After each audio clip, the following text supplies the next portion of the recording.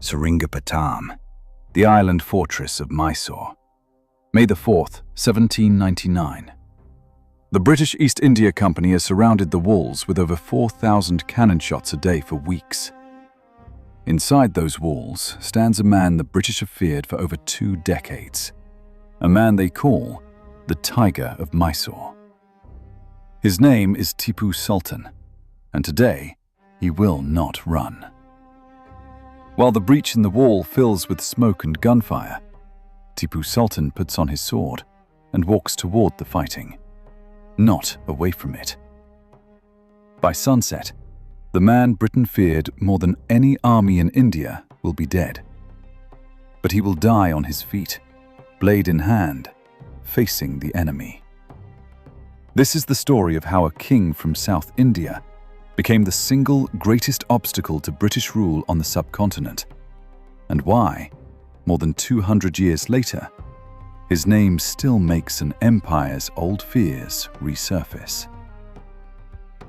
To understand why Tipu Sultan's death mattered so much, you have to understand what he built and who built it with him. In the mid-1700s, the Kingdom of Mysore was just one of dozens of regional powers scattered across a fractured India, surrounded by the Marathas to the north, the Nizam of Hyderabad to the east, and the growing shadow of British commercial power on the coast. Then came Hyder Ali, a brilliant, self-made military commander who rose from cavalry officer to the throne of Mysore itself, not by birthright, but by battlefield skill and political nerve. Hyder Ali did something almost no other Indian ruler of his time dared to do. He looked at the British and the French, studied their weapons, their drill, their discipline, and decided Mysore would match them, not beg them for peace. His son, born in 1750, was named Tipu, after a local Sufi saint, Tipu Mastan Aulia. From childhood, Tipu was raised inside this project. Build an army that could stand against Europeans on European terms. By the time Tipu Sultan inherited the throne in 1782, Mysore was not a footnote in Indian history. It was the most modernized, most dangerous military power the British East India Company had ever faced on land. Here is what most people don't know. The British didn't just fear Tipu Sultan's army. They feared his rockets. Long before rockets became a symbol of Western military power, Mysore had them. Iron-cased rockets, packed with gunpowder, capable of traveling hundreds of meters and tearing through infantry and cavalry lines alike. These were not crude fireworks.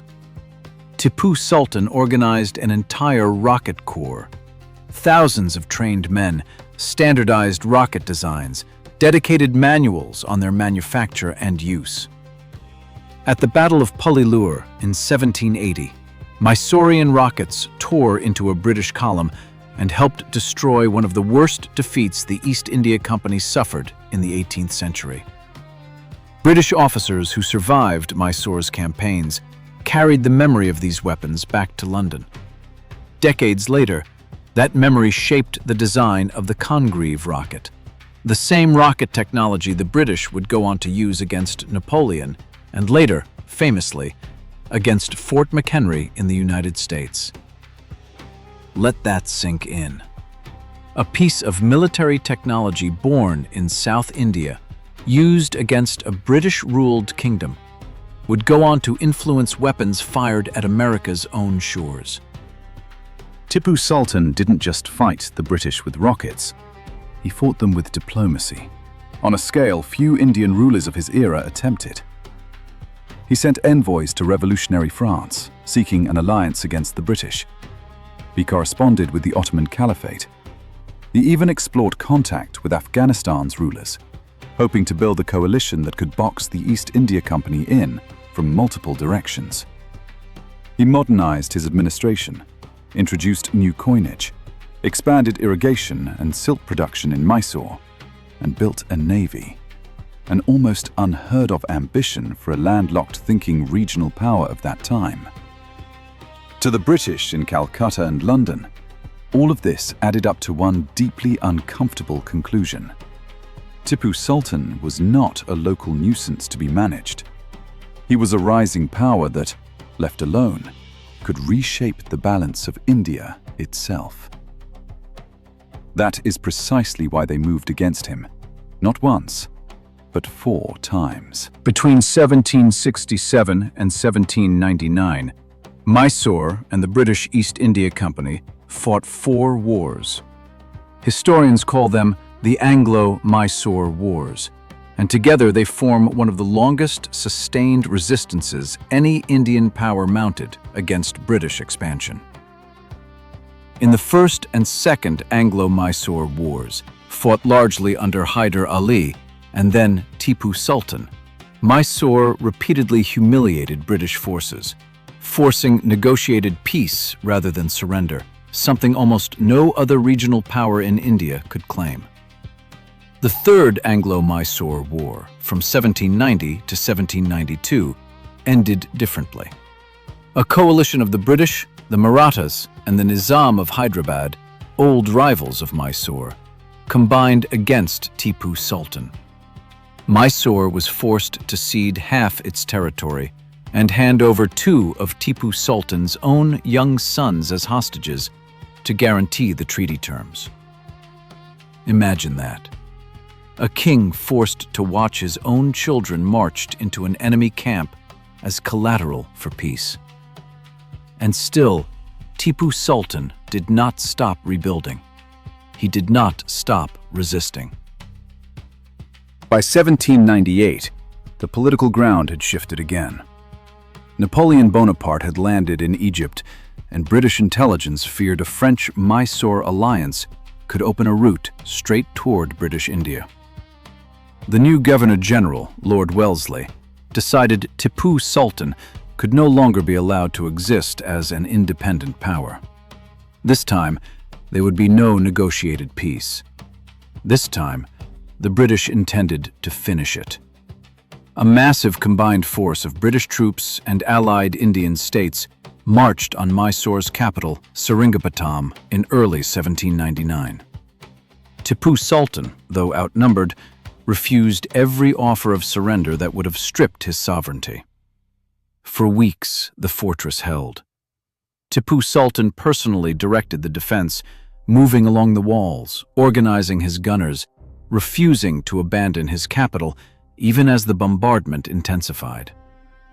On the 4th of May, 1799, British forces finally breached the northern wall. What followed was not a negotiation. It was the final hours of a kingdom. Tipu Sultan was warned. His officers urged him to retreat deeper into the palace, to try to escape and fight another day from safer ground. He refused. He rode toward the breach, toward the fighting, not away from it, and fell, defending the very wall the British had broken through. When British soldiers found his body afterward, accounts describe him lying among his own dead soldiers, sword in hand, still in his uniform, having died fighting rather than fleeing. Even his enemies could not deny what they were looking at. Arthur Wellesley, the very officer who would later defeat Napoleon at Waterloo and become the Duke of Wellington, was present at the fall of Seringapatam. He reportedly ensured Tipu Sultan's body was treated with the honors of a fallen king, not discarded as a defeated rebel. So why does this one ruler from one kingdom in South India occupy such a singular place in the story of British expansion? Because Tipu Sultan represented something the East India Company could not buy off, outmaneuver politically, or wait out. A modernized, rocket-armed, globally networked resistance, led by a man who chose death over submission. Every other major power in India during this period eventually negotiated, allied, or submitted to British terms in some form. Tipu Sultan's kingdom is remembered precisely because it refused, again and again, until there was nothing left to refuse with.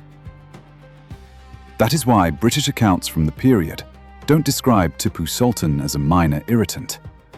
They describe him as an obsession, a problem that had to be permanently removed. because it could never be permanently controlled. Today, Tipu Sultan remains one of the most debated figures in South Asian history. Remembered by many as a symbol of anti-colonial resistance, his rocket innovation studied by military historians, his diplomatic outreach to France and the Ottomans cited as one of the earliest attempts at coordinated resistance to European colonial expansion in India. Whatever side of that debate you stand on, one fact is not in dispute, recorded even by his enemies. When the walls fell, he did not run. He died standing. Where every conflict has a cause, every border has a cost, and every war leaves something behind. If this story of resistance, empire, and the price of defiance moved you, subscribe to War and Military History for more documentaries on the battles that shaped our world. And let me know in the comments which ruler's last stand we should cover next.